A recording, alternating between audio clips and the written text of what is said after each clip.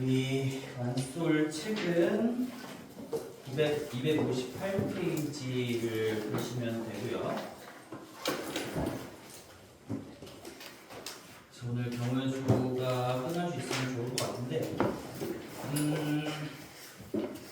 우리 이번 주 또는 다음 주 첫 수업까지 해서 진도를 마무리하고 이제 맨 처음으로 돌아가서 지금 풍산자 필수 유형의 이제 주요 문항들 풀이를 하면서 개념 복습도 다시 한번 좀 그 문제와 관련된 것들 그때 복습을 좀 시켜줄 거고, 그리고 다음 주에 이제 기출 문제집도 나갈 거예요. 쌤이 지금 뭐 만약에 너희들이 중학생이었다면 기출 문제집을 우리 수업 시간에 뭐 화요일이든 목요일이든 한번 잡고 50분 시간 재고 풀고 이제 풀이를 하고 할 텐데, 지금 고등 과정은 그렇게 수업 내에 문제를 풀고 시험을 치르고 해설까지 하는 게 불가능하기 때문에 너희들이 스스로 집에서 풀어오는 걸로 숙제를 내줄 건데, 우리가 기출집은 지금 25개 학교로 내가 구성을 해놨어요. 25개 풀 거야, 25개. 그리고 이거 다 하고 나서 여기에서 이제 주요 문항을 또 따로 추려가지고 만들어 줄 거고, 뭐 지민이나 나랑 같이 하는 친구들은 어떤 스타일인지 알지? 그래서 그렇게 여기 있는 이 25개 기출문제니까 대략 한 500문제 정도 될 건데, 이 500문제가 거의 중복 없이 모든 어려운 유형들을 다 다뤄볼 수 있게끔 내가 구성을 해놓은 거거든. 저기 있는 문제들을 다 완벽하게 정복을 하고 시험장에 들어가면 뭐 1등급을 못 맞을 수는 절대로 없을 거고, 너희들이 목표하는 1등급 이상의 어떤 상위권의 목표도 달성할 수 있을 거니까 그렇게 반복적으로 훈련해주면 되겠고, 얘를 그래서 숙제로 내줄 건데, 뭐 초반에는 이제 풍산자 필수형 하면서 일주일에 한 2개 정도씩 풀어오게 주 단위로 내줄 거야. 그러다가 이제 한 시험 한 4주 남기고부터는 3, 4주 남기고부터는 수업 올 때마다 2개씩 풀게끔 조금 더 양이 많아질 겁니다. 그래서 2개씩 풀고 우리는 갖고 와서 점수 확인하고, 그 다음에 여기에서 내가 해주고 싶은 말들, 너희들이 맞았건 틀렸건 상관없이 내가 뭔가 이거 이렇게 풀었니 확인하고 싶었던 것들 얘기해 줄 거고, 그 다음에 너희들이 못 풀었겠다 싶은 어려운 문제들도 다 해설을 해줄 겁니다. 그리고 다 촬영해가지고 올려줄 거니까 집에서도 반복적으로 복습할 수 있게끔 만들어 줄 거야. 그리고 내가 여력이 된다면, 만약에 시간이 너무 없어가지고 수업 시간에 이걸 다 못 녹여내는데 그럼에도 내가 해주고 싶은 얘기가 더 있다면 따로 그냥 나 혼자 찍어가지고 올려줄 생각도 하고 있으니까, 어쨌든 뭔가 시간이 부족해서 시험 전에 마무리를 못하고 들어가는 일은 없게끔 만들 겁니다. 알겠죠? 근데 너희들이 어쨌든 숙제를 잘 해와야 되겠지? 예를 들어서 학원에서 시간적인 여유가 없기 때문에 학원에서 시간제로 내가 감독하고 이런 걸 못하니까, 너희들이 집에서 어떻게 연습을 해야 되냐, 당연히 우리는 실제 시험 시간이 50분이에요. 50분. 근데 뭐 OMR 카드를 내가 줄 때도 있을 거야. 초반에는 안 주겠지만. 그래서 만약에 OMR 카드가 없다면 너희들은 집에서 45분을 잡고 연습하는 게 아마 주가 될 거예요. 45분이라고 생각하시면 되고, 내가 45분을 잡고 타이머를 맞춰놓고 최대한 뭔가 끊김없이 하는 게 좋겠지. 웬만하면 45분 그냥 스트레이트로 할 수 있는 시간에 해주시면 좋고, 그러고 나서 무조건 멈춰야 돼. 무조건 멈추고 채점 한번 다 해본 다음에, 그런 다음에 이제 만약에 시간이 없어가지고 더 풀고 싶은 것들은 그때까지의 점수를 체크해 놓고 채점까지 다 해놓고 더 푸는 건 너희들의 자유가 되겠죠. 자유가 아니라 해야 되겠지, 거기까지. 그래서 내가 45분 잡고 여기까지 푼 다음에 채점하고요. 그리고 나서 내가 뭐 조금 더 해보고 싶은 거 마무리하고, 고칠 수 있는 건 최대한 고쳐보고, 그 다음에 안 되는 것들 별표 표시로 잘 모아놓고 우리 문제집에다가 했던 거 그대로 하면 되는 거예요. 그래서 개별적으로 질문도 다 받아줄 거니까 전체적으로 같이 할 만한 내용들 다 하고, 거기에 너희들이 틀린 문제가 다 포함되어 있지 않을 수도 있겠지. 그러면은 그 해당되지 않는 문제들, 너희들 개인별의 어떤 질문은 핵심 타입이나 그 외의 시간을 이용해서 해소를 하시면 되겠습니다. 그리고 내가 이거를 25개를 이게 2개씩 할 거거든? 예를 들어서 기출 25개의 기출집이 있으면 1번부터 25번까지 넘버링 하면 내가 1번부터 25번 앞에다가 붙인 다음에 다시 여기 칸막이 이렇게 하나 해놓고 1번부터 25번을 한 번 더 할 거야. 그러니까 2세트씩 만들어주겠다는 얘기지. 여기 뒤쪽에는 이 앞쪽 거에서 훈련하고 이제 마지막으로 분석을 한 다음에 정리하고 싶은 거는 여기에 새 거에다가 너희들이 정리하시면 될 거예요. 그리고 임박했을 때 이제 전체적으로 눈으로 쭉 복습할 때 여기에 뭔가 내가 필기를 시켜놓은 것들이나 아니면 너희들이 스스로 정리했던 내용들 내가 실수했던 것들도 그에 대한 다짐들도 여기다가 정리를 해두면 되겠죠? 그럼 얘를 가지고 이제 시험에 임박했을 때 마지막 총정리를 계속 해나가시면 되겠죠? 그래서 완벽하게 정리할 수 있도록 해줄 거니까 잘 믿고 따라오시고요. 그렇습니다. 이렇게 진행할게요. 그래서 오늘은 256쪽에 258쪽이지? 8쪽에 우리 색칠하는 방법 수부터 수업을 좀 이어나가 볼게 얘들아. 경우의 수를 오늘 끝낼 수 있을지 모르겠는데 자 봅시다. 그래서 저번 시간까지도 우리가 중등 내용을 복습을 했고요. 물론 고등 버전으로 문제들이 살짝 더 어려워진 거는 있긴 하지만 내용 자체는 중등이랑 똑같다라고 했습니다. 오늘도 마찬가지예요. 이 색칠하는 방법의 수도 중학교 2학년 2학기 때 그대로 있었던 건데 오늘은 조금 더 깊은 내용을 한번 얘기를 한번 해볼게요. 자, 그래서 이 색칠 문제라고 하면 앞으로 크게 뭐 이변이 없는 이상 조건은 항상 똑같을 겁니다. 여기 문제를 한번 읽어보시면 두 번째 줄 있죠. 같은 색을 여러 번 사용해도 좋으나 인접한 영역은 서로 다른 색으로 칠한다. 이게 그냥 고정되어 있는 규칙인 거야. 색칠 문제가 나오면 거의 99% 이 규칙으로 나올 텐데 그럼에도 불구하고 문제가 살짝 변형해서 나올 수도 있으니까 꼼꼼하게 체크는 해 주셔야 돼요. 여기서 지금 그러면 우리 네 가지 색깔이 있고 영역이 이렇게 나옵니다. 1세대 7번 가보자. 1세대 7번인데요. 얘는 이렇게 내가 색칠하고자 하는 모양이 이렇게 있고요. 그 다음에 얘가 나눠져 있고 여기가 이렇게 나눠져 있고 여기 그냥 영역의 이름이 붙어 있는 거지. A, B, C, D. 그리고 색깔은 네 가지 색깔입니다. 그래서 몇 개의 영역, 어떤 모양을 갖추고 있는 영역인지도 중요한 거고 색깔이 몇 개인지도 중요할 건데 여기서부터 이제 인접한 영역은 서로 다른 색깔로 칠하고요. 그 다음에 같은 색은 여러 번, 중복은 허용한다라고 되어 있어요. 여기서 너희들이 색칠할 순서를 잡을 건데 반드시 지켜야 되는 원칙이 좀 있어요. 근데 얘도 어차피 암기는 해야 되겠지만 일단은 결론부터 얘기하면 우리가 인접, 영향력이 큰 거라고 얘기해요. 영향력. 제일 큰 영역부터 칠할 겁니다. 영향력이 제일 큰 영역이라는 것은 인접한 영역이 가장 많은 영역을 얘기하는 거고요. 지금 이 그림에서 연습을 해보면 A는 붙어있는 영역, 참고로 인접하다라는 얘기를 잘 모르는 친구들이 있어서 인접하다라는 것도 한번 써놔봐. 우리 인접이라는 말이 뭘까? 이 문제에서 인접이라는 거. 얘는 변을 공유하는 거예요. 변을 공유하는 거. 점이 아니라 변을 공유하고 있는 걸 인접했다라고 얘기를 합니다. 인접했다. 그럼 A라는 거는 지금 이 B라는 영역과도 어떤 변, 선을 공유하고 있고요. C라는 거랑도 선을 공유하고 있고 D라는 영역과도 선을 공유하고 있으니까 A가 인접하고 있는 영역은 세 군데라고 할 수가 있겠죠. 그 다음에 여기 가볍게 숫자만 써볼게요. 여기 세 군데예요. 세 군데. 그 다음에 B가 붙어있는 영역은 A랑 C 두 군데라고 얘기할 수가 있을 거고 그 다음에 C가 인접하고 있는 영역은 A, B, D라고 얘기할 수 있을 거고요. D가 인접하고 있는 영역은 두 군데일 거니까 자 여기서 인접하고 있는 영역이 가장 많은 영역이 지금 A와 C인 거잖아. 그래서 그 둘 중에 하나를 시작점으로 잡는 게 좋다라는 겁니다. 무조건 그렇게 해야 풀린다는 얘기가 아니라 영향력이 큰 것부터 처리해 나가는 게 효율성이 높아진다는 얘기예요. 뭐 우리가 이걸 맨 마지막에 고려한다고 하면 실컷 다 칠한 다음에 얘를 고려할 때 얘는 B가 칠한 거, C가 칠한 거, D가 칠한 거를 다 피해서 칠해야 돼 라는 그 사고 과정이 굉장히 복잡해질 수 있기 때문에 영향력이 큰 놈부터 먼저 색칠을 해나가야 분석이 편해진다라는 걸 좀 받아들여 주시고 우리 경우의 수 첫 번째 시간에 이런 얘기를 했었죠. 효율성이 높아지게끔 풀이 구조를 잡아야 되는 건데 거기에서 지금 색칠 문제라면 이 원칙이 좀 반영되어 있다는 얘기죠. 영향력이 큰 것부터 칠한다. 그 다음에 두 번째 원칙 이렇게 해야 효율성이 높아지는 거예요. 이렇게 이걸 지켜줘야 돼요. 얘는 순차적으로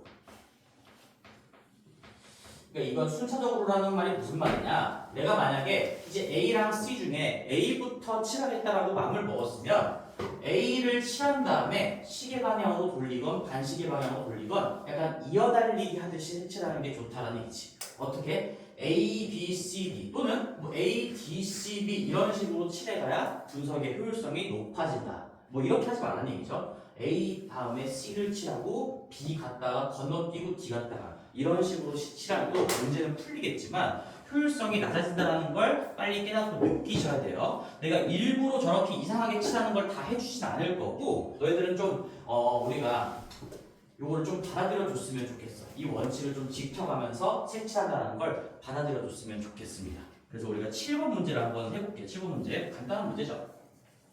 내가 그러면 이 두 가지 색칠 문제의 두 가지 원칙 효율성을 높이기 위한이라고 적어볼게. 우리가 분석의 효율성을 높이기 위한 두 가지 원칙을 지켜서 색칠을 해보면 순서를 이렇게 잡아본다는 얘기야. 나는 그냥 A 먼저 칠할게요. A랑 C랑 공동 1등이긴 하지만 A를 먼저 칠하고 그 다음에 1등만 정해지면 더 이상은 영향력을 고려하는 건 아니에요. 그 다음에 3, 공동 1등이 C니까 A 다음에 C 칠하고 B, D 이렇게 하는 게 아니라 1등만 정해놨으면 그 다음부터는 그냥 이어달리기 하듯이 내가 연결해가면서 색칠을 해주면 되겠다. 이게 가장 중요한 원칙이 되겠고요. 우리가 A에 칠할 수 있는 색깔의 개수가 현재 4가지니까 4개가 될 거고 자 얘를 내가 1번 동그라미, 2번 동그라미, 3번 동그라미, 4번 동그라미라고 그냥 색깔에도 이름을 붙여본다면 자, 요 기술도 너희들 여러 번 해봤겠지만 한번 잘 들어보세요.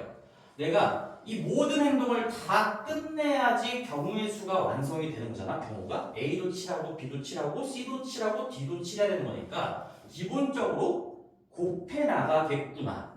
대칭 구조, 반복되는 구조가 있다면 계속 곱해 나가겠구나라는 생각을 하시고 그 다음에 A에다가 이 4가지라는 걸 입력하는 순간 여기 A 자리에 내가 뭔가 그냥 대표적으로 1번을 칠했다라고 가정하고 다음 단계를 분석하는 거. 이게 경우의 수를 분석하는 아주 기본적인 기술인 거죠, 기술. 여기 4가지 안에 1번을 칠한 경우, 2번을 칠한 경우, 3번을 칠한 경우, 4번을 칠한 경우가 다 반영이 되어 있으니까 어차피 4가지라고 썼으니 그 중에 하나를 실제로 여기다가 칠했다라고 생각하면 다음 과정을 분석할 때 시각적인 도움을 좀 받을 수 있다는 얘기인 거죠. 자, 그러면 여기 두 번째, 이제 B에 칠할 때 쓸 수 있는 색깔은 내가 1번을 칠했다고 가정하고 출발하는 건데 어차피 1번을 칠해도 3가지고요 2번을 칠했어도 2 빼고 3가지고 3번을 칠했어도 3 빼고 3가지 4번을 칠했어도 4 빼고 3가지인 거니까 이 4가지 각각에 대해서 잇따라오는 경우의 수가 항상 3가지가 되겠죠. 항상 3가지. 그러니까 여기까지 곱하기로 끌고 올 수가 있는 거예요. 자, 머릿속에서 수영도가 좀 그려져야 돼. 첫 번째 단계에서 내가 정한 첫 번째, 두 번째, 세 번째, 네 번째 단계에서 다음 단계로 넘어갈 때 앞 단계의 각각의 경우의 수에 대해서 항상 뻗어나가는 가지수가 같은지를 머릿속으로 그려보시고 감각을 키워야 되는 겁니다. 그 다음에 이제 A를 칠했고 B에도 2, 3, 4를 칠할 수 있는데 내가 3을 고려했으니까 대표적으로 내가 그냥 2번 색깔을 칠했다라고 해놓고 시각적인 분석을 해봅시다.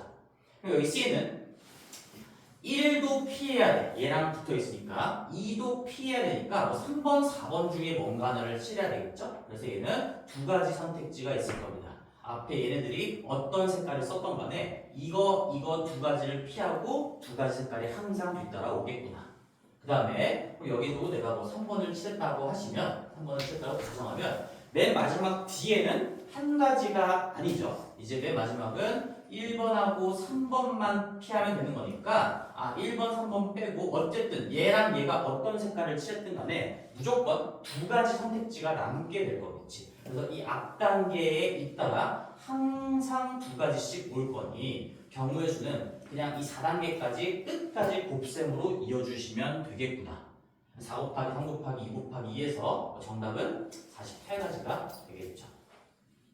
곱의 법칙을 이해하는 과정입니다. 곱의 법칙을 잘 이해해 보시고 자, 그래서 요거까지 이제 색칠 문제 아주 기본적인 걸 풀어봤는데 우리 여기에서 잠깐 뒤쪽으로 좀 넘어가 볼까요? 잠깐 문제를 여기다가 내가 필기를 이따가 해주겠지만 거기 200 잠깐만 276쪽에 갔다 올게요. 276쪽에. 자, 276쪽인데요. 거기에 276쪽에 8번 그림이 있어요. 8번. 276페이지에 8번. 얘를 좀 볼게요. 얘는 지금 그림 자체가 이렇게 창문 모양으로 되어 있죠? 요즘 이렇게 생긴 창문은 없긴 하지만 이렇게 4개의 영역이 있고 거기에 이름이 붙어있나? A, B, C, D 고 색깔이 4가지가 있어요. 여기 A, B, C, D.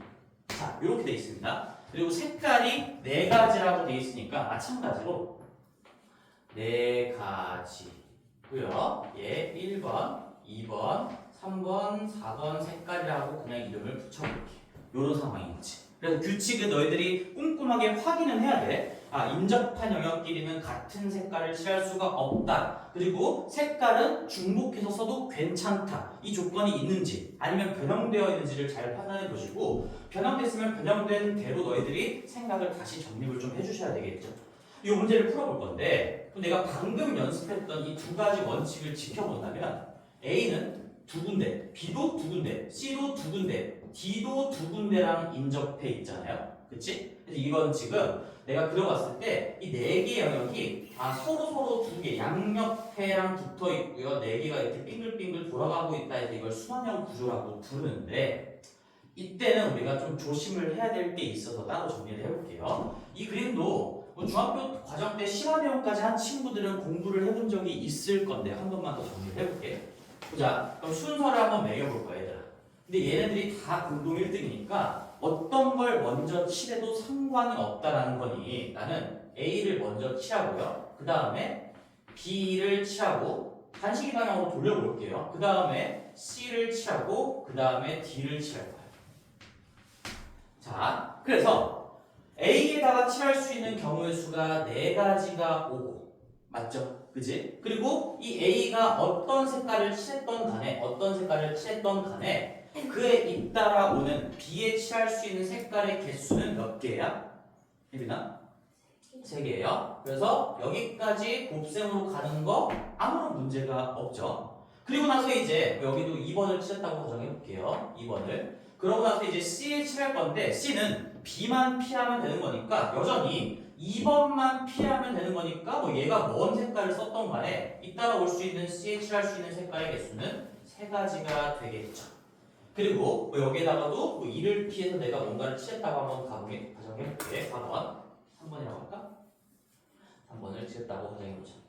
자, 그리고 이제 D에 칠할 수 있는 색깔의 개수는 1번하고 A가 칠한 거하고 C가 칠한 거를 피하면서 마무리를 지어줘야 되니까 여기에 2가지가 오겠구나 하면은 이제 틀리게 된다라는 거를 느껴야 되겠죠. 이게 왜 틀린지를 정확하게 알고 있어야 돼요. 그래서 여기서는 이 순환형 구조는 좀 예외적으로 따로 공부를 하셔야 되는 건데 일단 이유는 이렇지. 우리가 이게 A, B, C를 칠했을 때 결국엔 D라는 건 A를 피하고 C를 피해야 하는데 근데 문제는 여기 C에서 A가 썼던 색깔을 또 쓸 수가 있어요. 그죠? A를 피해서 B를 칠했고 B가 쓴 색깔만 아니면 되는 거니까 A가 칠했던 색깔을 여기에서 써도 규칙을 위배하지 않게 되겠죠. 그럼 이렇게 된다면 D는 A와 C를 피해야 되는 건데 A랑 C가 우연히도 같은 색깔을 썼기 때문에 얘는 이런 상황에서는 3가지가 올 수 있다는 얘기인 거지. 그게 무슨 말이냐면 여기 3번째 단계까지는 어떻게 곱하기로 처리할 수가 있어. 근데 3번째에서 4번째로 넘어갈 때 항상 갈래길이 똑같지 않다는 거야. 여기까지 이뤄진 내용들이 어떻냐에 따라서 이 마지막 D를 처리할 때 3가지 색깔이 올 수도 있고 얘네들이 다른 색깔을 썼다면 2가지 색깔이 올 수도 있는 거니까 어떨 땐 2갈래길이고 어떨 땐 3갈래길이어서 곱의 법칙을 끝까지 적용할 수가 없다라는 내용인 거죠. 없다. 이 문제가 왜 생겼냐면 이렇게 정리할 수 있겠죠. 우리가 이걸 말로 정리하면 이래요. A랑 C는 지금 인접하지 않고 있어요. 인접하지 않아. 얘들은 이 점을 공유하는 거니까 인접하다고 얘기할 수가 없겠죠. 그래서 이렇게 내가 순서를 정했을 때 인접하지 않은 2개 이상의 영역이 어떤 한 영역에 동시에 영향을 줄 때, 그럴 때 이런 예외적인 상황이 만들어지는 겁니다. 그래서 인접하지 않은, 좀 길지만 써볼게요.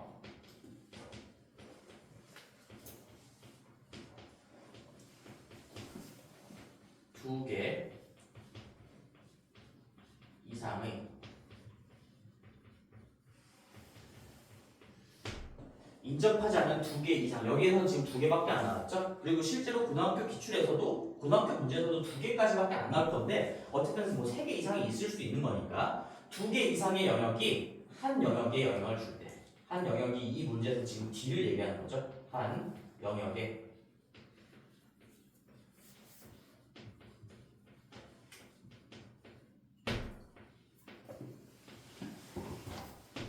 이렇게 되는 건데요. 그때는 좀 예외적인 케이스라고 생각을 하셔야 돼요. 그래서 얘는 우리가 예외 케이스로 별도로 공부를 해주셔야 된다. 그럼 정확하게 어떻게 푸는 거냐? 이렇게 풀어야 되겠죠. 내가 그래서 여기에 이렇게 곱하기 2까지 처리하면 얘 지금 정답이 뭐 4 곱하기 3, 11에 곱하니까 72가지가 나올 건데 지금 이 풀이가 완전히 잘못됐다라는 얘기인 거고요.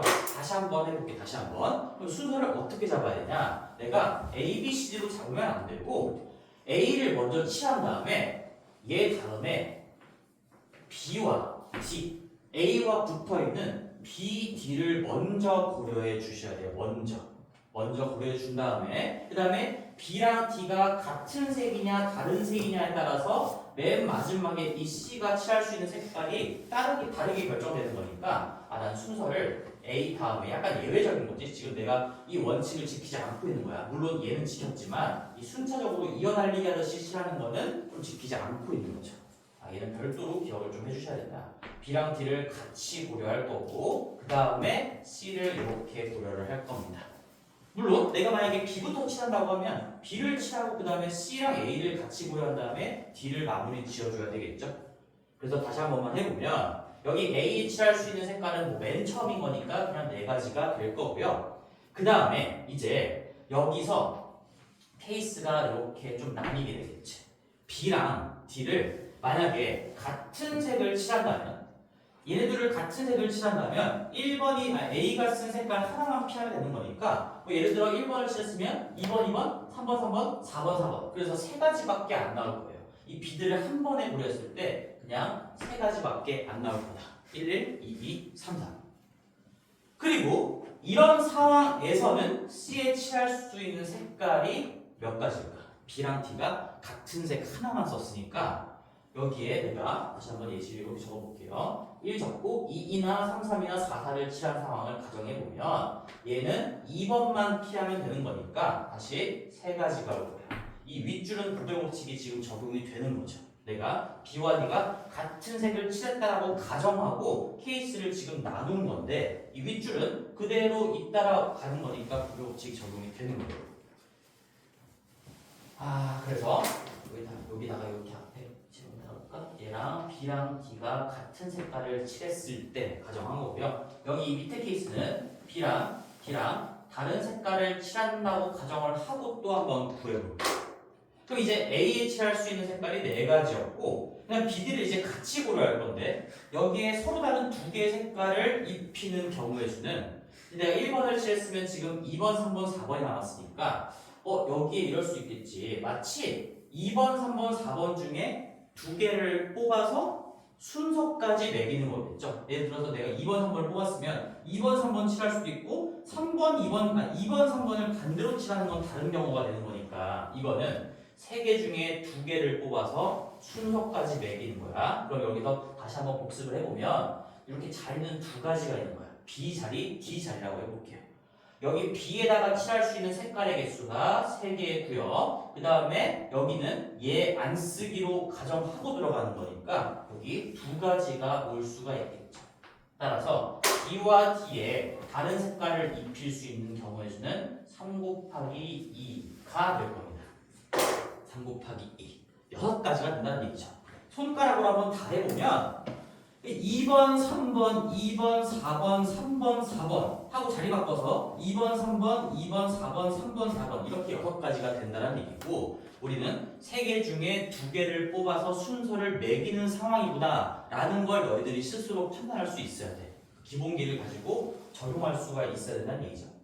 그 다음에 맨 마지막이 이제 이렇게 B와 D를 서로 다른 2개의 색깔을 썼다면 그런 상황에서는 항상 이 전 단계 6가지 각각에 대해서 무조건 2가지가 잇따라오는 거니까 이렇게 아랫줄을 타고서는 또 곱의 법칙이 적용된다는 얘기인 거지. 그래서 우리가 계산을 마무리해보면요. 여기 윗줄을 타고 가면 4에 대해서 3가지, 그거에 대해서 3가지니까 4 곱하기 3 곱하기 3에서 36가지가 될 거고요. 지금 내가 이렇게 중괄호 표현을 한 건 케이스를 나눈 거예요. 여기에는 이제 덧셈이라는 게 녹아 들어가 있는 거죠. 덧셈. 이 밑에 라인으로 가보면 4가지에 대해서 B와 D를 다르게 칠하는 게 6가지고 그 6가지 각각에 대해서 C에 칠할 수 있는 게 2가지니까 4 곱하기 6 곱하기 2 해서 얘는 48가지가 될 겁니다. 다시 한번 말로 정리해보면 B와 D의 같은 색을 입히면서 색칠을 완성시키는 경우의 수가 36가지인 거고요. B와 D의 다른 색깔을 입히면서 저 색칠을 완성시키는 게 48가지가 될 거니까 이 2개는 케이스를 나눈 거의 관점이고 마지막에 더하면서 마무리를 해주시면 이 문제의 정답은 84가지가 된다는 얘기인 거죠. 그래서 지금부터 하고 싶은 얘기는 뭐냐? 내가 이렇게 길게 설명했지만 얘는 그냥 무조건 암기하고 들어가셔야 돼요. 암기해야 돼요. 이 수반형 구조, 특히 이 얘기 한마디만 더 해볼게. 우리가 나중에 너희들이 뭐 이런 수업을 언젠가 뭐 대학교 수학과를 간 친구가 없겠지? 있으려나? 그래서 이런 그래프 이론이라는 걸 있는데 간단하게만 소개를 해줄게. 이 색칠 공부를 엄청 심화적인 내용을 이제 대학교 가면 배우게 되거든. 그때는 이렇게 그림으로 판단하는 게 아니라 점과 선 가지고 판단을 해요. 내가 이 영역을 색칠할 수 있는 영역을 동그라미로 표현을 해볼게. 작은 동그라미. 그 다음에 인접했다라는 표현을 이렇게 선으로 연결할 거야. 이 2개는 지금 인접하고 있으니까 연결되겠죠. 그 다음에 얘랑 얘는 인접하고 있지 않으니까 이렇게는 연결이 안 될 거야. 그럼 이렇게 연결이 되고 이렇게 연결이 되고 이렇게 연결이 되잖아. 그러면 이 색칠 문제에서 지금 이 문제에서 나와 있는 그림은 사실 그래프로 봤을 때 이걸 그래프라고 하는데 이 그래프랑 똑같다라는 얘기야. 이 그래프를 나타낸다는 얘기인 거지. 내가 그래서 문제를 바꿔서 만약에 이렇게 그림이 안 나오고 뭐 어떻게 그려볼까? 예를 들어서 이렇게 원이 있었어. 뭐 이렇게 잘라볼까? 이렇게 잘라보고 여기를 A, B, C, D라고 하고요. 규칙은 똑같고 색깔이 4가지라고 하면 이 문제의 정답도 당연히 84가지라는 거죠. 느껴지지 조금? 왜 그럴까? 이 그림이 조금 바뀐 것 뿐이지 이 색칠 관계로 봤을 때는 여기도 한번 그래프를 한번 그려볼게. 우리가 이 영역이 있고 영역이 있고 영역이 있고 영역이 있어. 내가 인접한 것끼리 이렇게 인접한 영역끼리만 선으로 연결하면 이 그림에 대응하는 그래프가 아까 이 그림의 그래프랑 그냥 조금 돌린 것 뿐이지 똑같은 그림이 나온다는 얘기죠. 그래서 색칠 공부할 때 색깔의 개수만 똑같고 규칙만 똑같다면 이런 그림에 그리는 거나 뭐 이런 그림에 그리는 거나 아니면 또 다르게 그릴 수도 있겠죠. 뭐 이렇게 살짝 더 마름모 형태로 그려가지고 상관이 없다는 얘기지. 다 똑같은 거지. 이런 그림에 그리거나 경우의 수는 다 똑같이 나올 수밖에 없다는 거니까 내가 문제에서 꼭 이렇게 정사각형이고 4개 정사각으로 나눠진 이런 그림이 아니더라도 그래프가 이렇게 나온다는 게 중요한 거죠. 얘가 예외 케이스예요. 얘가. 이런 그래프가 나오는 문제가 있으면 그러면 우리가 색깔 4개일 때 84가지다라는 걸 좀 기억해 주시면 좋겠고요. 만약에 색깔이 3개로 줄어들면 여기에 숫자가 어떻게 바뀔까? 만약에 여기다가 써볼게. 노란색 써볼까? 만약에 색깔이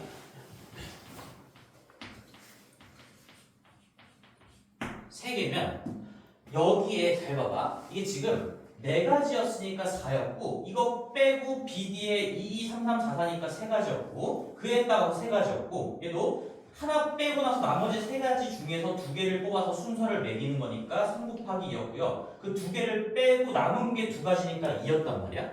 그럼 내가 쓸 수 있는 색깔이 하나 줄어들면 여기에 있는 이 숫자들이 다 1씩 다운이 되는 거예요. 이 계산 구조는 똑같다는 얘기지. 첫 번째, 내가 A, 똑같이 순서 잡아보자. A에 먼저 칠하고요. 그 다음에 B, D에 칠하고 그 다음에 C를 칠했다고 했을 때 A에 칠할 수 있는 색깔이 세 가지가 될 거고 하나 줄인 거죠. 그 다음에 여기에서 이렇게 케이스를 나눠서 B와 D에 같은 색깔을 입히는 경우의 수는 얘 하나 빼고 두 가지가 될 거고 그에 잇따라 C에 칠할 수 있는 거 두 가지가 될 거고요. 그 다음에 B, D에 다르게 칠하는 건 2개 곱하기 1개가 될 거고요. 그렇게 두 개의 색깔을 여기에 썼을 때 남은 색깔이 하나밖에 없으니까 C에 칠할 수 있는 색깔도 하나밖에 없을 거다. 여기 있는 과정이 4, 3, 3, 3, 2, 2가 3, 2, 2, 2, 1, 1로 다운될 수밖에 없다. 그래서 얘를 계산해 주시면 이거 4, 3, 10이니까 12개가 나오고 여기 덧셈을 할 건데 이 밑에 케이스는 3 곱하기 2니까 6가지가 나와서 이게 18가지가 나와요. 18가지. 자, 그래서 이걸 정리를 좀 해볼게요. 얘를 정리할 때 우리가 순환구조 그래프로 따지면은 요렇게 이런 그래프를 띄고 있는 영역에 이 규칙을 가지고 색칠을 할 때 자, 색깔이 3개, 4개, 5개 까지는 좀 암기를 해줘야 돼요. 이거는 워낙 자주 나오는 거니까 얘는 이제 앞에다가 필기를 시킬 거야. 지금 방금 했죠 이거 18 가지고요. 그 다음에 얘는 지금 84가지고요. 얘 5가지는 260일 거예요. 260. 왜 260이 되는지도 한번 지금 암산을 해볼까요? 얘들아? 색깔 늘리면 마찬가지지. 이거 하나씩 늘어나는 거겠죠? 5, 4, 4니까 80이고 5 곱하기 4 곱하기 3 곱하기 3이니까 20에 9에서 180이야. 80 더하기 180이니까 260이 될 건데 이 과정을 이해했으면 색깔을 늘리고 줄이는 건 다 할 수가 있을 거야. 근데 그럴 시간이 없으니까 우리 고등학생이라면 이 세 가지는 좀 암기를 좀 해주셔야 돼요. 이런 그림에다가 이 규칙을 가지고 칠할 수 있는 경우의 수는 색깔의 개수에 따라서 3가지면 18개, 4개의 색깔이면 84가지, 5개의 색깔이면 260가지다. 라는 거를 어디 적어놓으면 될까? 너희들 뭐 알아서 필기 잘 하고 있는 것 같은데 그러니까 앞에 색칠 문제 쪽에다가 적어놔도 되고 아니면 그냥 지금 본 문제에다가 적어놔도 될 거예요. 거기에다가 문제가 몇 페이지였어요? 176페이지에 8번 문제 근처에다가 여기 지금 4가지 색깔이잖아? 그거를 뭐 3가지로 바꾼다면 문제의 정답은 18개 5개로 바꾼다면 260개고 지금 문제에다가 요 풀이를 적어 놓는 게 좀 중요하겠죠. 여기서 이만큼만 적어 놔야 되겠지. 이만큼. 그리고 얘도 여력이 된다면 필기를 좀 해주셨으면 좋겠어요. 물론 영상 찍어서 올려줄 건데 이 예외 케이스는 좀 따로 공부를 해두셔야 된다. 어쩔 수 없다. 이게 충돌이 일어날 수밖에 없어서 인접하지 않은 2개 이상의 영역이 난 항상 멘트를 바꾸지 않아. 너희들도 이렇게 얘기할 수 있게끔 연습을 좀 하시고 인접하지 않은 2개 이상의 영역이 한 영역에 영향을 줄 때 내가 순서를 정해서 칠해나가다가 내가 A, B, C로 칠하려고 했는데 그러면은 A와 C가 맨 마지막에 마무리되는 D에다가 영향을 같이 주고 있구나. 근데 A랑 C는 인접하지 않고 있기 때문에 같은 색을 쓸 수도 있고 다른 색을 쓸 수도 있는 그런 2가지 상황이 다 발생한다는 얘기인 거죠. 그래서 이 케이스는 따로 공부를 해주셔야 된다 라는 얘기예요. 여기서 이제 조금만 더 나아가 볼게요. 여기까지 공부한 친구들은 내가 문제를 한번 만들어 볼게. 예를 들어서 이제 실제로 이거는 뭐 학교 기출에도 워낙 자주 나오는 거고 모의고사에도 워낙 자주 나오는 거니까 지금 한번 생각할 시간을 줄게요. 예를 들어서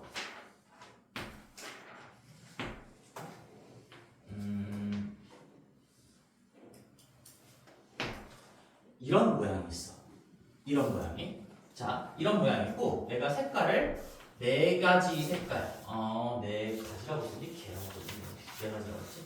4가지 색깔을 가지고 규칙은 똑같다라고 얘기할게요. 인접한 영역에는 같은 색깔을 칠하면 안 되고 그 다음에 색깔은 여러 번 중복해서 쓸 수는 있습니다. 라는 문제가 나왔어요. 몇 가지일지 한번 풀어보세요. 한 1분 정도 생각할 시간 줄 테니까 이런 모양에다가 색칠하는 거 몇 가지일까?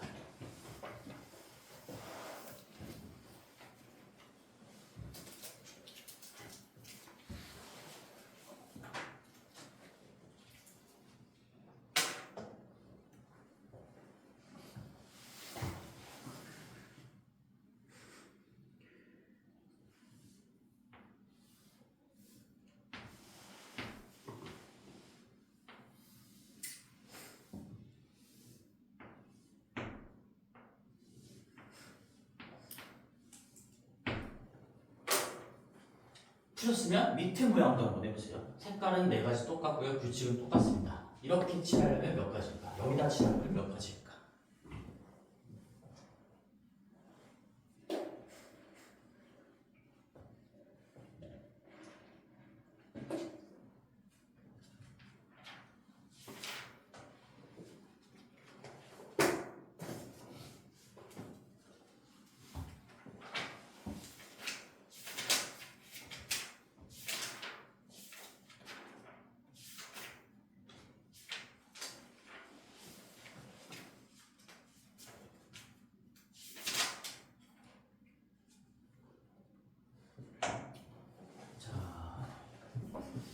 은서가 한번 대답해볼까?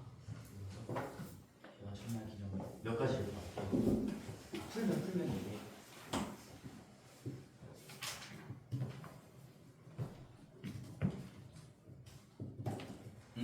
뭐 이 그림도 다 뭐 적어놓으면 좋겠죠? 거의 문제랑 관련해서.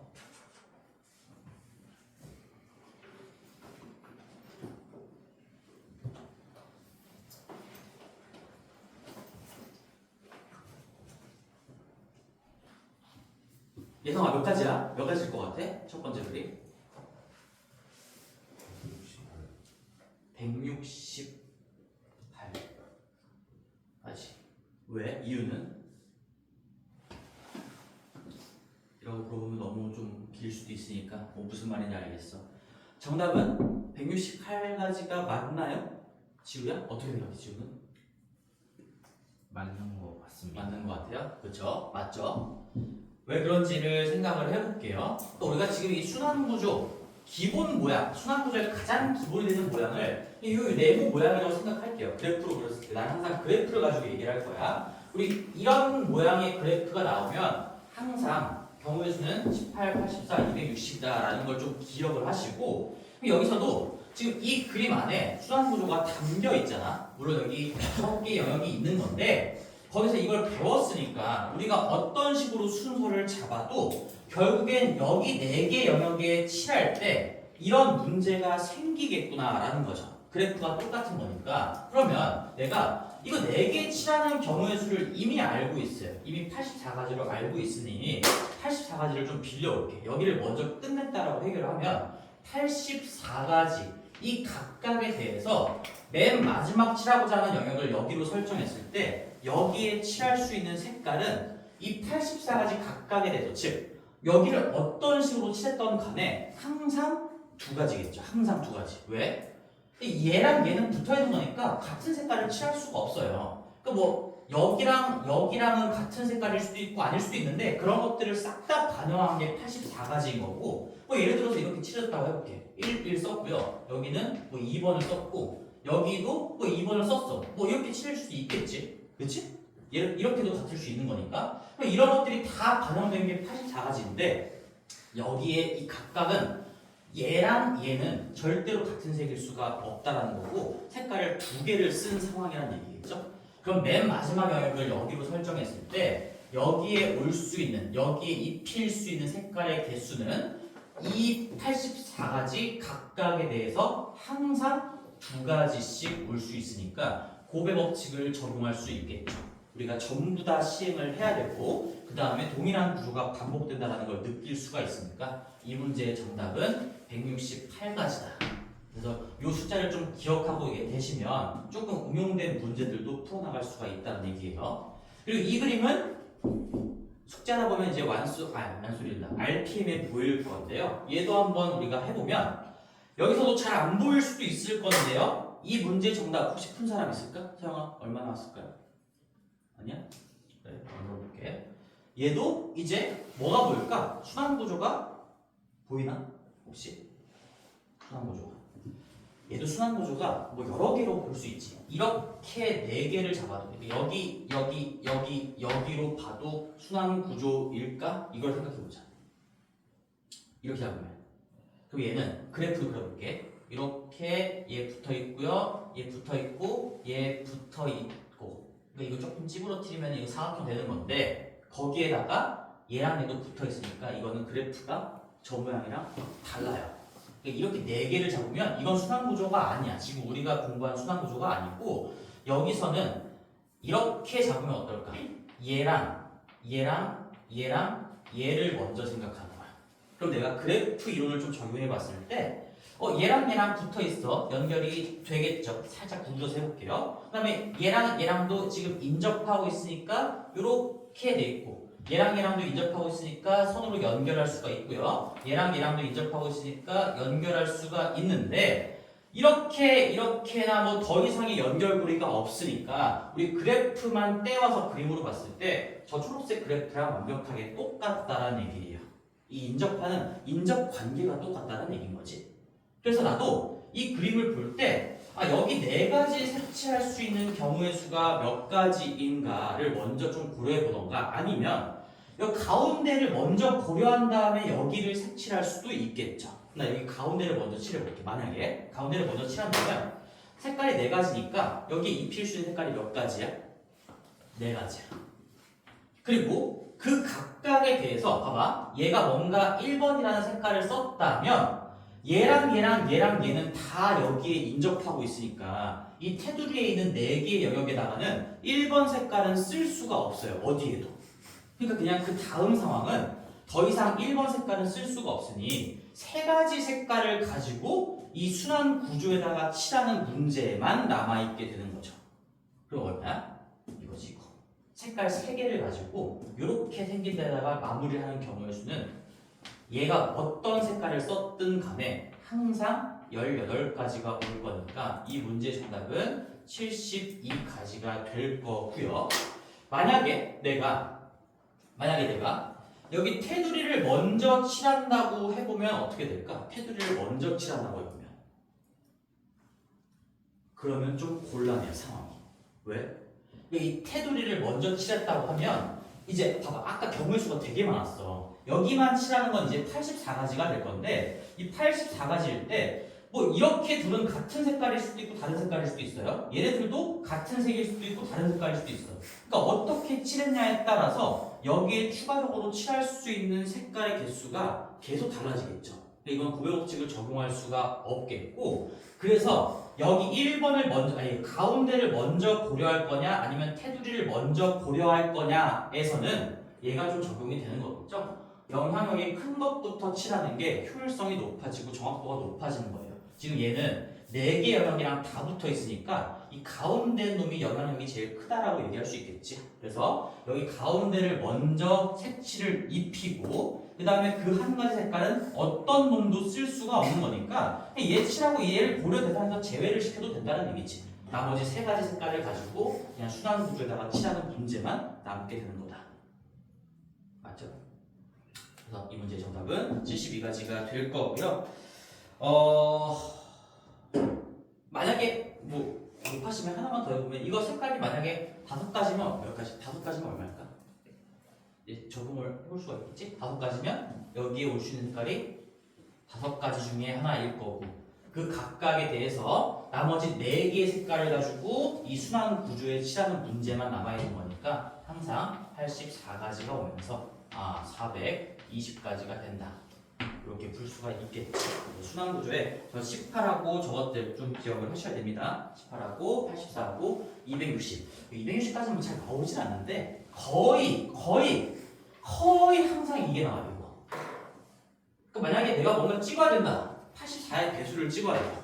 만약에 순환 구조가 담겨 있는데 찍어야 된다. 84의 배수일 수밖에 없겠지. 뭔가를 곱하는 거니까. 그렇게 찍으라는 얘기는 아니고. 자, 그래서 색칠 공부를 좀 마무리를 해봤고요. 여기까지 하면 우리 충분할 것 같은데 이제 거기에서 좀 추가적인 여러 문제들은 경험을 좀 쌓아가면서 또 풀어봅시다. 자, 우리 마지막 페이지에 이제 259페이지죠? 259페이지 다시 돌아갈게요. 자, 그래서 필수예제 8번입니다. 필수예제 8번. 문제 읽어볼게요. 여기 출석 번호가 각각 1, 2, 3, 4의 4명의 학생에게 1, 2, 3, 4가 적힌 1, 2, 3, 4가 하나씩 적힌 카드를 나눠주는데 4명이 모두 자기 번호랑 다른 거를 뽑는 경우의 수를 구하라고 했어. 이거 내가 첫 수업 때 그 곱배법칙이 적용되지 않는 예시를 들 때 이런 예시를 들었었어요. 이거랑 거의 유사한 예시를 들었는데 지금 거기에 필수예제 8번을 다시 한번 보면 볼게요. 잘 들어보세요. 여기 1번하고 2번하고 3번하고 4번이라는 학생이 있는데 내가 1번이 적힌 카드, 2번이 적힌 카드, 3번이 적힌 카드, 4번이 적힌 카드가 있어. 그랬을 때 뭐 예를 들면 사람의 동그라미를 표시해볼까? 이렇게 이 1, 2, 3, 4, 4명의 사람이 다 자기 번호가 아닌 걸 뽑는 경우의 수. 뭐 예를 들면 이런 거죠. 1번은 2를 뽑고 2번은 1을 뽑고 3번은 4를 뽑고 4번은 3을 뽑고 뭐 이런 경우가 몇 가지가 있겠냐라는 거고요. 이 문제의 이 상황을 수학적인 용어가 따로 있어요. 얘는 우리가 교란순열이라고 불러요. 교란순열이라고도 부르고 완전순열이라고도 부릅니다.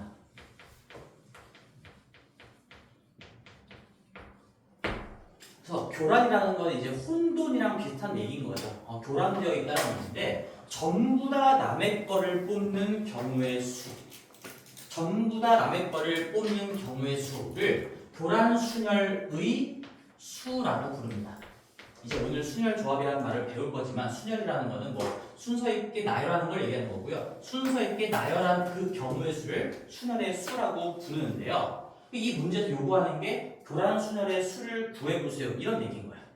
자, 그러면 여기 우리가 얘도 마찬가지로 결론은 이 색칠 문제 예외 케이스처럼 반드시 암기를 해야 된다고 내가 얘기를 할 거야. 첫 번째부터 좀 해볼게. 만약에 사람이 한 명 있어. 그리고 얘 물건이 하나가 있어. 그럼 얘가 이 모든 놈이 자기 거 빼고 고르는 경우의 수가 몇 가지일까? 한 명과 그의 물건 한 개가 있을 때 없어요. 그치? 없어. 없잖아. 이거 될 수가 없는 거니까 경우의 수는 0가지라고 할 수가 있겠죠. 그래서 우리는 이 상황을 뭐라고 하냐면 디스털번스라는 영어? 영어 단어 알아? 혹시? 뭐야? 교란시키는 거, 디스털브 막 이런 걸 명사형이잖아. 이거거든. 그래서 그 앞글자 D를 따가지고 얘를 뭐라고 부르냐면 D1은 0이다라고 불러요. 이는 소통의 수단으로 쓰는 거야. 교란순열 한 명, 물건 한 개, 한 명 한 개일 때 전부 다 남의 거를 고르는 경우의 수는 없다는 얘기야. 그 다음에 두 명을 해볼게. 그럼 A랑 B가 있고 그 다음에 여기 A, B 이렇게 자기 물건 하나씩 있어. 전부 다 모든 사람이 다 남의 거를 고르는 경우의 수 몇 가지가 크로스 한 가지밖에 없어. A가 B를 가지고 B가 A를 가지는 거 하나밖에 없어서 얘는 우리가 D2가 1이라고 표현을 합니다. 두 명일 때, 두 명 두 개일 때 교란순열의 수 자체가 한 가지라는 얘기예요. 지금 이 문제는 그러면 D 몇을 요구하는 걸까? D4를 의미하는 거겠죠. D4가 얼마인지. 그럼 나는 이제 답을 알고 있는데 너희들도 그렇게 됐으면 좋겠어요. 워낙 자주 나오기도 하고 얘가 정리가 안 돼 있으면 지금 유형에서 보다시피 얘는 지금 곱배법칙이 적용이 안 돼요. 그래서 실제로 수영도를 그리면서 다 노가다를 해야 되거든. 근데 너희들이 문제를 풀 때 노가다를 할 시간 자체가 없어요. 여유가 없기 때문에 얘는 좀 기억을 해야 됩니다. 근데 오늘 첫 수업이니까 한 번만 다 해볼게요. A, B, C고요. 그 다음에 물건이 A, B, C가 있어요. 얘는 이제부터 그냥 바로 튀어나오진 않겠지. 근데 얘도 별거 없습니다. 뭐 써볼까? 여기 위쪽에다 써볼게. A가 B를 가질 수도 있고 C를 가질 수도 있는데 뭐 B를 가졌으면 여기 남은 거 A, C에서 얘가 C 가지고 얘가 A 가질 수 있는 거고요. 그 다음에 A가 C를 가졌으면 남은 A, B인데 B가 일로 오면 안 되니까 여기가 A고 여기가 B여야 전부 다 남의 거를 갖는 경우의 수가 완성이 되겠지. 그래서 딱 두 가지밖에 없고 내가 수렴도를 지금 그린 거야 여기다가 이렇게. 그래서 한 가지, 두 가지밖에 없구나. 얘는 수렴도에 의해서 D3는 2라고 할 수가 있어요. D3는 2입니다. 자, 그리고 지금 이제 이 문제에서 요구하는 D4를 한번 해볼 건데 D4는 조금 개수가 많으니까 여기다가 한번 해볼게요. 여기다가 우리가 A, B, C, D고 밑으로 적을 거니까 내가 얘네들의 물건을 스몰 a, b, c, d라고 한번 표현을 해볼게.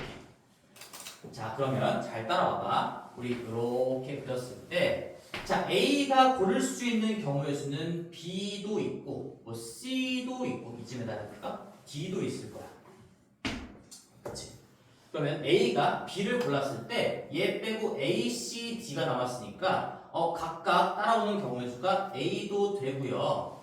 C도 되고 D도 일단 올 수가 있어. 그쵸?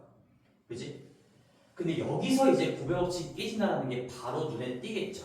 봐봐. A가 C를 골랐을 때는 잇따라 올 수 있는 경우가 C를 칠하고 나면 A, B, D가 남거든? A, B, D. 근데 B는 B를 가질 수 없으니까 여기에 A랑 D 이렇게 두 갈래 길밖에 안 뻗어서 나가죠.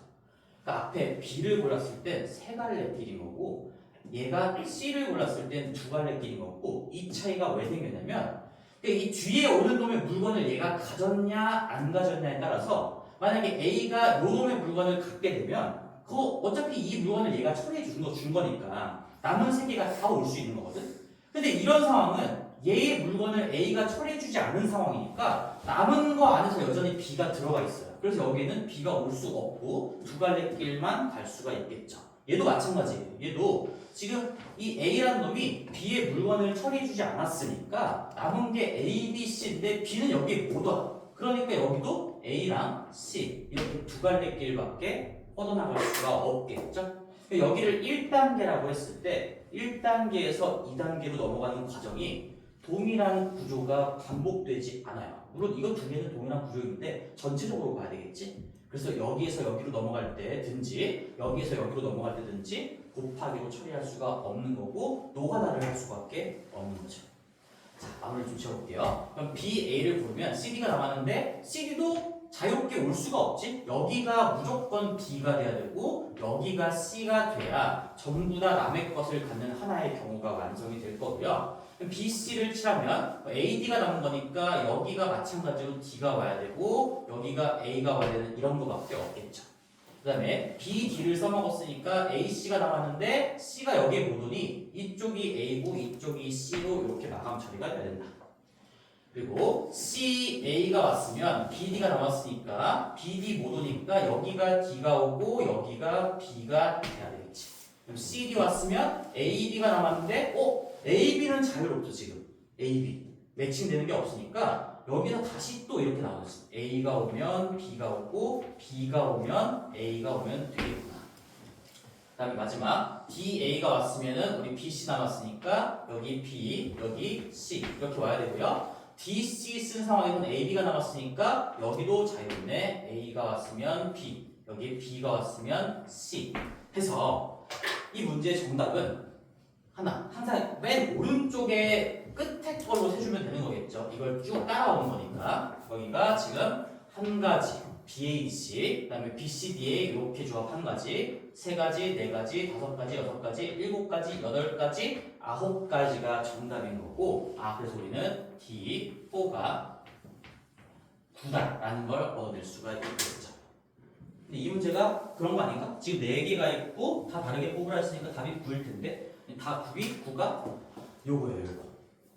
자, 그래서 지금부터 뭘 외울 거냐면 이제 교란순열의 교란순열 완전순열이라는 게 뭔지를 좀 느껴봐야 돼. 항상 뭐 사람과 물건으로 나오는 건 아니겠죠? 뭔가 있고 그들과 매칭되는 뭔가 4개가 있는데 전부 다 남의 걸로, 자기 게 아니라 전부 다 남의 걸로 선택하는 경우의 수를 물어봤으면 그게 교란순열의 수인 거고, 그 어떤 대상이 한 개 한 개면 D1을 의미하는 거고요. 두 개면 D2, 세 개면 D3, 네 개면 D4, 다섯 개면 D5가 될 건데 우리가 외워놔야 될 거는 D5까지고요. 이 5의 결과도 알려줄 겁니다. 자, 정리해볼게. 우리 D1 거기다가 필기를 이제 해놓으셔야 되겠죠? D1은 0이고 D2는 1이고요. D3은 뭐 여기까지는 이걸 안 외워도 노가다를 통해서도 얻을 수가 있겠지. D3까지 만만하니까. 근데 시험에서는 D4하고 D5가 거의 주로 나오기 때문에 요 두 개는 요 두 개, 4하고 5는 좀 외워두셔야 됩니다. 자, 근데 여기서 이 규칙까지 설명하지 않겠지만 규칙이 있어요. 봐봐. 여기 내가 3을 구하고 싶어. D3을 구하고 싶어. 그럼 얘를 우리가 어떤 한 번호라고 얘기할게요. 3번에 하나를 뺀 게 2잖아. 2 곱하기 이 앞에 거 두 개 더한 거 하면 돼. 그 이유는 내가 엄밀한 증명이 좀 필요해서 여기에서 지금 수업 시간에 할 수가 없기 때문에 얘기하지 않을 거 필요도 없어. 이거 두 개 더한 거에다가 요거에 하나 뺀 걸 곱하면 얘가 될 수밖에 없어. 0하고 1 더한 거 1이죠. 거기다가 2를 곱하면 2가 된다. 그럼 이 규칙을 또 한번 적용해 볼게. 여기 D4를 구하려면 4에 하나 뺀 게 3이야. 3에다가 그 바로 앞에 거 두 개를 더한 거, 앞에 거 두 개의 결과물을 더한 거. 3 곱하기 3이니까 9가 될 수밖에 없는 거고. 그럼 D5는 너희들이 한번 생각해봐. D5는 5에서 하나 뺀 4에다가 앞에 거 두 개 더한 11을 곱하면 44가 되겠죠. 44.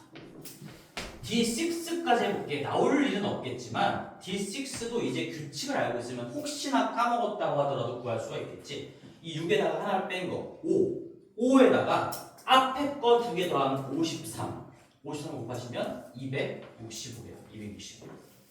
여기까지 나오진 않아요. 나오지 않는데 그래서 우리가 이걸 이렇게 정리해. 이것이 점화식이라고 하는데 어떤 전과 후의 관계를 표현한 식을 점화식이라고 하고 뭐 고등학교 2학년 가면 배우실 겁니다. 우리가 뒤에 n 플러스 2는 뒤에 n 플러스 1 곱하기 뒤에 n 플러스 1 더하기 뒤에 n이다.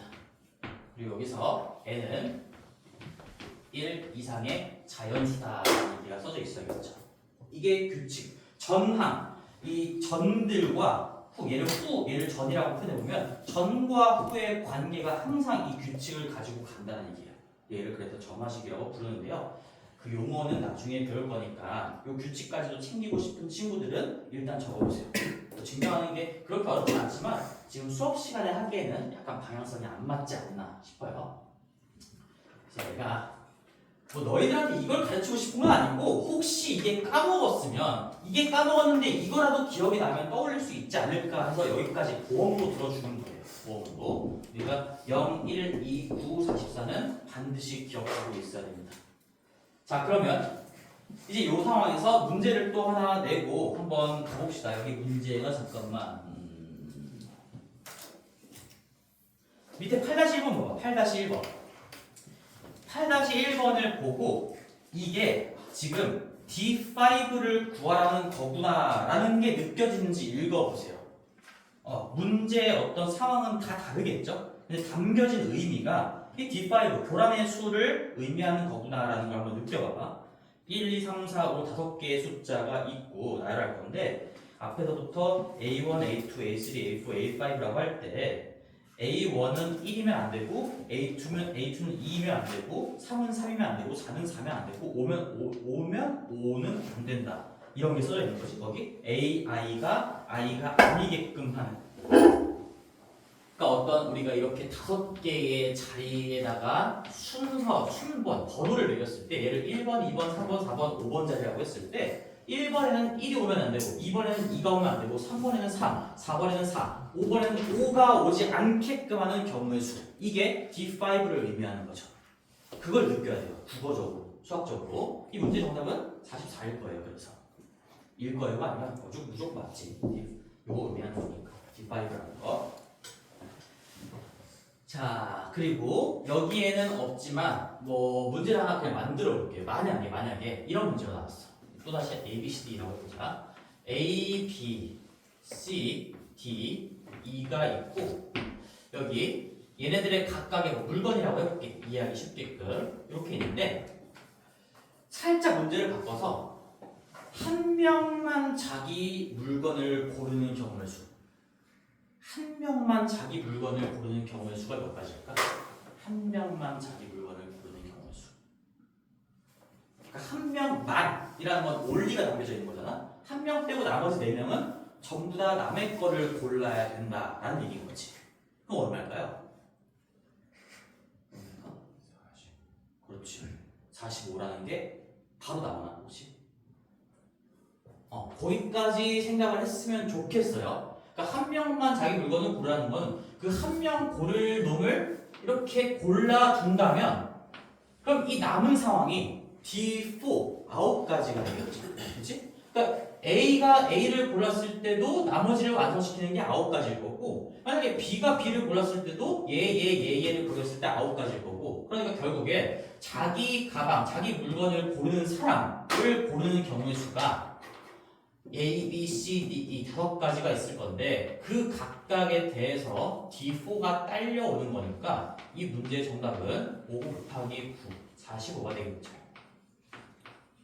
그렇지? 그래서 이렇게 응용이 들어가도 이제 교란의 수를 알고 있으면 이 숫자를 적용을 해서 바로바로 구해낼 수가 있다는 얘기인 거죠. 그래서 필수 예제 8번에다가 교란 순열 잘 적어 놓으시고요. 이 주요한 값들 적어 놓고 얘는 기본적으로 고배 법칙을 쓸 수가 없다라는 것도 느낀 다음에 암기를 하셔야 돼요. 얘는 반복되지가 않는구나. 이 다음 놈의 물건을 얘가 처리하냐 안 처리하냐에 따라서 가지수가 달라지는구나. 여기가 반복되고 있지 않아요. 지금 이 부분이 반복되고 있지 않다. 그래서 곱하기가 끊겨버린다. 자, 됐어요. 그럼 좀 많은 얘기를 했는데 너무 중요해서 넘어갈 수가 없었습니다. 자, 그리고 나서 이제 여기서부터 편해지겠지. 262페이지를 가서 지금 시간이 몇 시까지야? 39분. 여기 기본 내용까지만 하고 잠깐 시작. 우리 10분 정도만 더 하면 될 것 같아요. 262페이지 이제 순열하고 조합을 좀 볼 겁니다. 네, 순열과 조합은 결론부터 얘기하면 새롭게 배우는 게 아무것도 없고 첫날에 얘기했던 그 예시들 그걸 다시 한번 써볼 거야. 첫 번째 날에 너희들 중학교 내용을 복습하게 하기 위해서 썼던 예시들이 몇 가지 있었거든. 첫 번째가 나는 뭐 예시도 하나 똑같이 들기 때문에 우리 ABC에다가 순서 부여하는 경우의 수.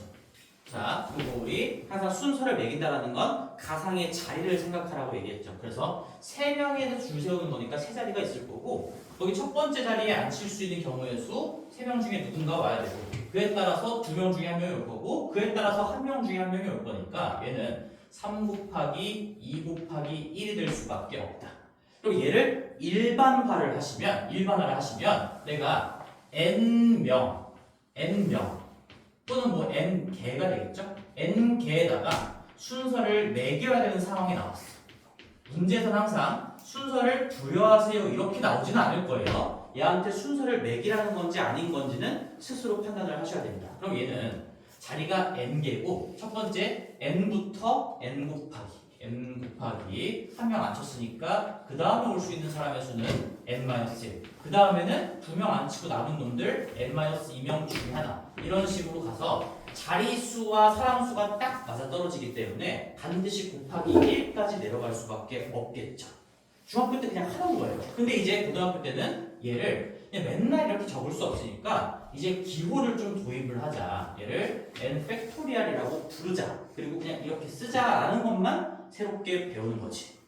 그치? 그래서 거기에는 이제 263페이지에 있어요. 계승을 이용한 순열의 수인데 이 느낌표를 얘를 계승이라고도 부르고 영어로는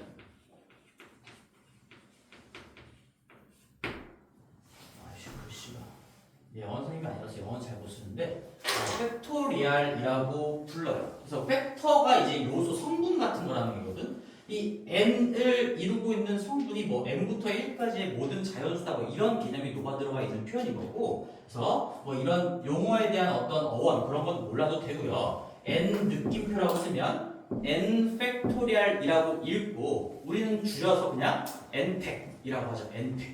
n팩이라고 하면 이제부터 이 n이라는 자연수부터 1씩 내려가면서 숫자 1까지 쭉 곱한 거를 n팩이라고 부르는구나. 그리고 그거의 경우의 수적인 의미는 n개 또는 n명의 순서를 매기는 상황이구나 라고 생각하시면 됩니다. 예를 들어서 지금 여기 3명 A, B, C 이게 3명이든 3개든 간에 이 3개의 대상의 순서를 매기는 경우의 수는 3 곱하기 2 곱하기 1이고 우리가 지금 배운 어떤 기호를 도입하면 3팩이라고 부를 수가 있겠죠.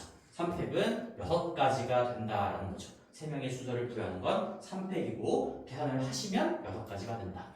자, 그러면 얘도 우리가 3팩을 썼으니까 한번 쭉 써볼게요. 1팩토리얼은 얼마일까? 당연히 여기 느낌표 앞쪽에는 자연수만 들어가야 되겠죠. 나중에 이것도 좀 아주 심화된 내용까지 가면은 여기에 분수가 들어가고 또 배우긴 해. 근데 그건 새롭게 정의되는 거니까 너희들이 볼 일은 없고. 자, 여기 2팩토리얼 이거는 의미는 뭐라고? 2개의 대상의 순서를 부여하는 경우의 수. 그게 2 곱하기 1이니까 2가지가 된다. 그 다음에 3팩의 의미는 3개의 대상의 순서를 부여하는 경우의 수. 4팩은 4개의 대상의 순서를 부여하는 경우의 수. 5팩은 5개의 대상의 순서를 부여하는 경우의 수라고 읽고 해석하고 숫자도 알고 계셔야 돼요. 그래서 얘는 우리가 아무리 못해도 7팩토리얼까지는 외워주셔야 됩니다. 내가 자꾸 이런 거 그냥 곱하기 하면 다 할 수 있는데 왜 외우라고 할까? 2가지 이유가 있어요. 2가지 이유가. 이런 시간조차도 조금이라도 아끼려고 하는 목적도 있고요. 그리고 거꾸로 내가 갑자기 문제를 풀다가 이런 숫자를 봤을 때 이게 7팩토리얼인데? 라고 알고 있으면 뭔가 그 문제의 풀이가 이어질 수 있다는 얘기지. 내가 실마리를 찾을 수도 있다는 얘기인 거야. 숫자랑 친해지는 건 굉장히 좋아요. 중학교 때도 이런 거 있잖아. 이게 361을 보고서 아무런 생각이 안 드는 친구랑 이게 19의 제곱이라는 걸 아는 친구랑은 아예 사이즈 자체가 다른 거야. 그래서 우리가 자주 나오는 숫자들은 반드시 좀 암기를 해주셔야 되고, 뭐 이런 것도 마찬가지죠. 1024 같은 것도 너무 자주 나오잖아. 이게 10제곱이라는 걸 아는 친구랑 모르는 친구랑은 아예 시작점, 스타트 자체가 다르겠지. 그래서 여기도 계산의 시간을 줄이기 위해서도 있지만 이런 것들을 바로바로 캐치할 수 있는 능력을 갖추기 위해서 좀 외워주셔야 돼요. 여기 넘어갈 때는 당연히 5 하나를 추가로 곱해주면 얘가 나오는 거고, 5팩에서 6팩 넘어갈 때는 6 하나를 더 얹어주면 되는 거고요. 여기서 여기로 넘어갈 때는 7 하나를 더 곱하기로 얹어주시면 된다. 뭐 이런 것도 파악할 수가 있겠죠. 이제 7팩이라는 건 7부터 1까지 줄로 곱한 거니까 6부터 1까지 쭉 곱한 거에서 7 하나만 추가로 곱해주면 된다. 8팩토리얼은 여기다가 8 하나만 곱해주면은 뭐 4320 이런 것도 얻어낼 수가 있는데 뭐 거기까지는 외울 필요는 없을 것 같고. 자, 그래서 여기가 이제 첫 번째 예시였고요. 그 다음에 내가 두 번째 예시를 그냥 여기다 써볼게요. 여기 첫 번째 예시를 적어놨는데 두 번째 예시가 이제 A, B, C, D 4명 중에서 3명 명 또는 개 뽑기 플러스 순서까지 매긴다. 뽑아서 순서까지 매기는 상황을 이제 공부를 했었죠. 그럼 우리가 어차피 순서를 매기는 대상은 3명을 뽑아서 매기는 거니까 자리는 여전히 3자리가 있는 거고, 여기에 첫 번째는 4명 중에 하나, 3명 중에 하나, 2명 중에 하나 볼 수 있으니까 얘는 24가지가 될 거다라는 걸 중학교 때 배웠고 복습도 했어요. 근데 이제 이것도 너무 자주 나오니까 그냥 기호로 쓰자라는 얘기예요. 기호로. 어떤 기호를 도입할 거냐? 이 상황은 우리가 앞으로는 이렇게 쓸 겁니다. 4개 중에서. 근데 잘 봐야 돼. 서로 다른 구별이 되는 4개예요.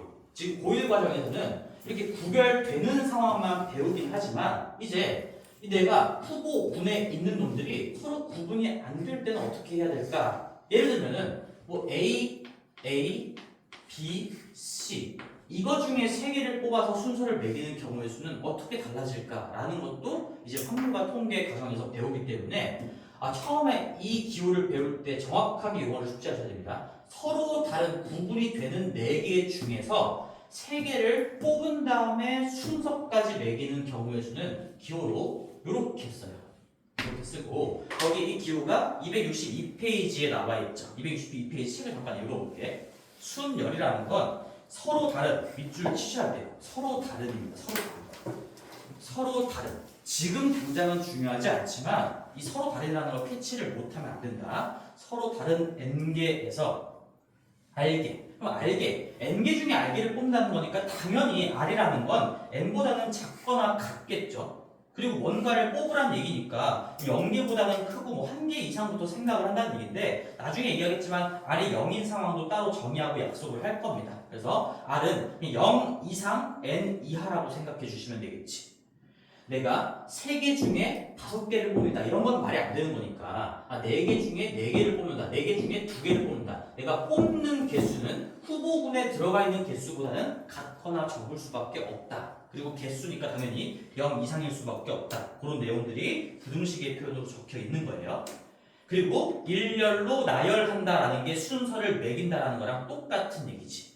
그래서 서로 다른 n개 중에서 r개를 선택, 여기 택한다라는 게 내가 그냥 뽑기라고 표현을 한 거고 그 다음에 나열한다라는 게 순서를 매긴다는 얘기니까 결국엔 뽑고 나서 순서까지 매기는 경우를 우리는 순열이라고 하는데 이거의 경우의 수를 순열의 수라고 한다라는 게 밑에 2번 네모 표시에 나와 있죠. 순열의 수는 서로 다른 n개에서 r개를 택하는 순열의 수는 npr이라고 표현을 하고 이 자체가 4개 중에 3개를 뽑아서 그러니까 서로 다른 4개 중에 3개를 뽑아서 순서까지 매기는 경우의 수인 거고요. 이 계산 과정은 당연히 4 곱하기 3 곱하기 2겠죠.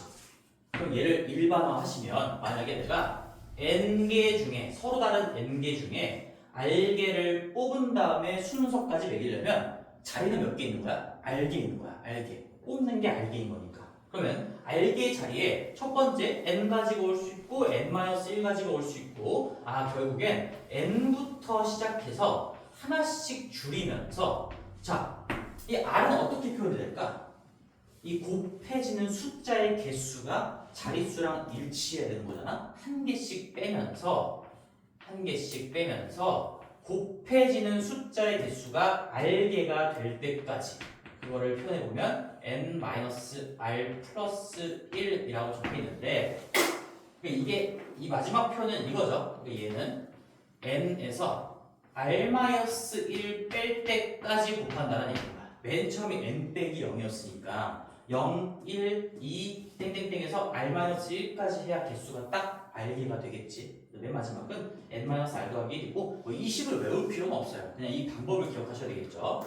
여기서부터 시작해서 하나씩 내리면서 곱해지는 숫자의 개수가 자리의 개수랑 똑같아질 때까지 곱하면 그러면 우리는 서로 다른 4개 중에서 3개를 뽑은 다음에 순서까지 매기는 상황이 완성이 되겠구나. 그리고 여기에는 자동 순서 부여도 녹아 들어가 있다고 얘기했어요. 이거 동일한 그룹에서 한 개씩 같은 개수씩 동일한 개수씩 순차적으로 뽑은 다음에 자리에 앉혀주시면 그냥 난 곱하기만 했을 뿐인데 순서가 자동으로 부여됐다.